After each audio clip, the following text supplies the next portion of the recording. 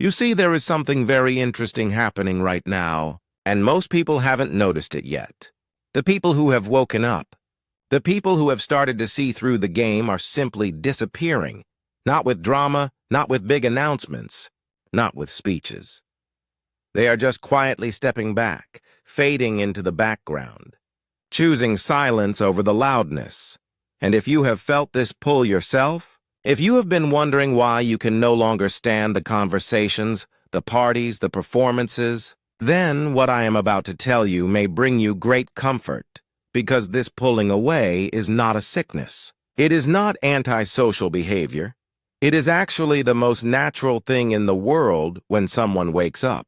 Let me explain what I mean by waking up. I am not talking about reading a few books on philosophy or having a nice idea about oneness. I am talking about that moment when the curtain drops and you see that almost everything people are doing is a kind of sleepwalking. They are playing roles, repeating lines, moving through routines all while completely unaware that they are asleep. Now, when you're asleep yourself, this is no problem. You fit right in. You can have conversations about nothing and feel perfectly fine. You can worry about what other people think and believe that matters. You can chase after things that have no real value and call it success. But the moment you wake up, the moment you really see what is happening, everything changes. Suddenly, you are like a person who has walked out of a movie theater into the bright daylight. And when you try to go back into the theater, when you try to sit down and watch the flickering images on the screen again, you cannot do it because you know it is just light and shadow. You know it is not real. This is what is happening to awakening people right now. They are finding that they can no longer participate in the shared dream, not because they are superior or enlightened or better than anyone else, but because their nervous system simply cannot tolerate it anymore. You see, society operates on a kind of agreement, an agreement to pretend that the roles we play are who we really are. To pretend that the opinions we hold are actually ours and not something we absorb from the atmosphere. To pretend that all this urgency and seriousness and striving is leading somewhere important, and everyone must participate in this pretending for it to work. It is like a play where all the actors must stay in character, but when someone wakes up, they break character. They forget their lines. They start looking directly at the audience, and this makes everyone very uncomfortable because the awakened person can see what is really going on. They can see the fear beneath the confidence. They can see the emptiness beneath the busyness. They can see that most of what people are fighting about has nothing to do with what they think they are fighting about. When someone points at another group and says those people are the problem, the awakened person sees that this is just a way of avoiding one's own darkness. When someone posts their anger on the public square, the awakened person sees that this is just unconscious material seeking a target. When society divides itself into us and them, the awakened person sees that both sides are shadows boxing with each other. And once you see this, you cannot unsee it. You cannot go back to taking it all seriously. You cannot participate in the blame and the judgment and the righteous anger because you understand that it is all just one big projection, one massive game of pointing at others to avoid looking at ourselves. So what does the awakened person do? They withdraw. Not because they hate people, but because staying in the game requires them to betray what they have seen. Every conversation requires them to pretend they do, not see what they see. Every social gathering requires them to perform a version of themselves that no longer exists. Every interaction asks them to be less than they have become. And eventually the soul says enough. Stop pretending, stop performing, stop translating your depth into shallow terms just to maintain belonging. Go where you can breathe. Now, I want to be very clear about something. This is not spiritual bypassing. This is not running away from responsibility. This is not some kind of escapism where you go hide in a cave because life is too hard. No, this is something else entirely. This is the recognition that staying in unconscious environments actually damages consciousness. It is like asking a plant to grow in the dark. It can survive for a while, but eventually it will wither. The awakened person discovers that being around unconsciousness is not just uncomfortable, it is draining. Every time you are surrounded by people who are asleep, you have to work very hard to maintain your own wakefulness. You have to constantly filter out the projections. You have to hold your center while chaos swirls around you. You have to remain clear while everyone else is foggy. And this takes tremendous energy.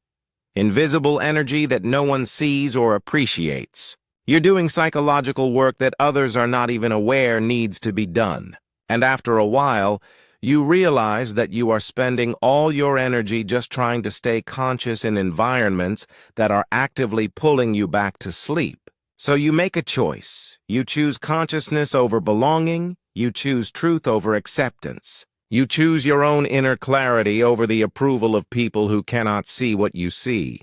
And this is when the disappearing begins. First, you leave social media because you realize it is a machine designed to keep people unconscious. Every scroll is an invitation to judgment, comparison, outrage, distraction. For someone who is awakened, it feels like swimming in sewage. So you simply stop, you delete the applications. You stop checking, and suddenly you have hours of life returned to you. Then you start leaving social circles not with anger or announcements. You just stop showing up because you realize that most social gatherings are performances. People performing their success, their happiness, their opinions, and you can no longer perform. Your authentic self has emerged and it has no interest in pretending. Then you leave certain relationships not because you stop caring about people, but because some relationships were built on who you used to be on the sleeping version of yourself, and now that you have awakened, there is no common ground anymore. You are speaking different languages. You are living in different worlds. Then you leave your career. This is often the most difficult. One, because society has convinced us that our work is our identity, but the awakened person can no longer perform the role that their job requires. They can no longer pretend to care about things that do not matter. They can no longer participate in systems they see through. And so they leave, sometimes quickly, sometimes slowly. But they leave because staying would mean dying in a different way. It would mean killing the consciousness they have worked so hard to develop. Now let me tell you what happens in this withdrawal, because it is not what most people think. Most people imagine that disappearing from society means becoming isolated, depressed, lonely. But for the awakened person, the opposite happens. In solitude, they finally stop being lonely. You see, there is a difference between loneliness and aloneness. Loneliness is what you feel when you are surrounded by people who do not see you. Aloneness is what you feel when you are finally free to be yourself. When the awakened person withdraws, they discover something extraordinary. They discover that they were never really with other people even when they were physically surrounded, because real connection requires consciousness meeting consciousness. And when you are awake in a room full of sleeping people, there is no one to meet. But in solitude, in that quiet space, away from the noise and the performance and the projection, you meet yourself. Really meet yourself. Not the version you have been performing. Not the role you have been playing, but the actual living, breathing consciousness that you are. And this is not lonely. This is coming home. In this space, you can finally hear your own thoughts without the constant interference of other people's opinions. You can finally feel your own feelings without absorbing everyone else's emotions. You can finally discover what you actually want, what you actually believe, who you actually are. This is what I call the hermit phase, and it is absolutely necessary for anyone who is awakening. You cannot transform while maintaining all your old connections and commitments. You cannot become a butterfly while still living as a caterpillar. There must be a withdrawal, a cocooning, a time of deep internal work. And during this time, the awakened person is not escaping. They are integrating. They are processing all the unconsciousness they have absorbed over the years. They are healing the wounds that came from pretending to be someone they were not. They are developing the strength to stand in their truth, even when everyone around them is still asleep. This is hard work, much harder than staying asleep, because when you are awake, you can no longer blame others for your suffering. You can no longer project your darkness onto convenient targets. You can no longer avoid your own depths by staying busy and distracted. You must face everything, all the fear, all the pain, all the ugliness that you have been avoiding, and you must do this alone because no one else can do it for you. But here's the beautiful thing. Once you have done this work, once you have integrated your shadow and found your authentic self, you are no longer dependent on others for your sense of reality. You are no longer looking for approval or validation or belonging. You have found something much more valuable.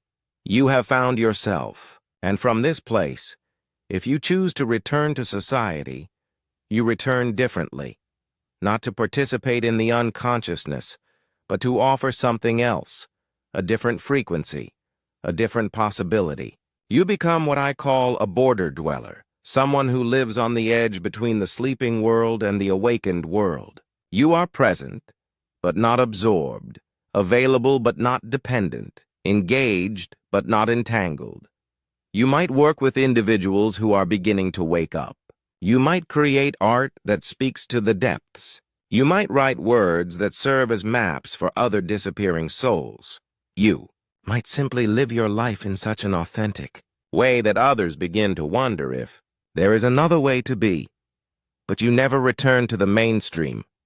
You cannot, because once you have tasted consciousness, you cannot go back to sleep. Once you have touched your authentic self, you cannot go back to performing a role. Once you have seen through the game, you cannot pretend it is real. Now I know what some of you are thinking.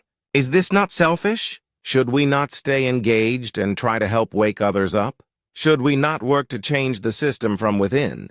And here is what I want to say to that. You cannot give what you do not have. If you have not fully awakened yourself, if you have not done your own inner work, if you have not integrated your own shadow, then you have nothing real to offer others. You will just be one more sleeping person trying to wake up other sleeping people. You will just be projecting your own unconsciousness while claiming to be enlightened. You will just be spreading more confusion while thinking you are bringing clarity. No, the most loving thing you can do is to awaken fully yourself, to do the deep work of integration, to become genuinely conscious, and then from that place of real awakening, you can be available to others who are ready. Understand this. Most people are not ready. Most people do not want to wake up. They want to keep dreaming their dreams, playing their games, performing their roles, and that is perfectly fine. That is their right. Your job is not to wake them up. Your job is to wake up yourself, and then to be available quietly, gently, without force or evangelism, for those who are beginning to stir in their sleep. This is why the awakened are disappearing. They are going where they can be real, where they can breathe, where they can continue developing their consciousness without constantly having to defend it or explain it or dim it to make others comfortable. They are finding each other in small circles in quiet spaces on the margins. They are creating little pockets of consciousness in a sea of sleep. They are building alternative ways of living that do not require them to betray themselves. And this is not abandonment. This is actually the most responsible thing they can do, because the collective does not need more people participating in its unconsciousness. It needs people who have done the hard work of waking up. It needs living examples of another way to be. It needs individuals who have found their authentic selves. So if you are feeling the pull to disappear, if you are finding it harder and harder to participate in normal society, if you are losing interest in the games and the performances and the noise, then listen to that pull. It is your soul calling you home. It is your consciousness asking for the space it needs to fully emerge. Do not fight it. Do not feel guilty about it.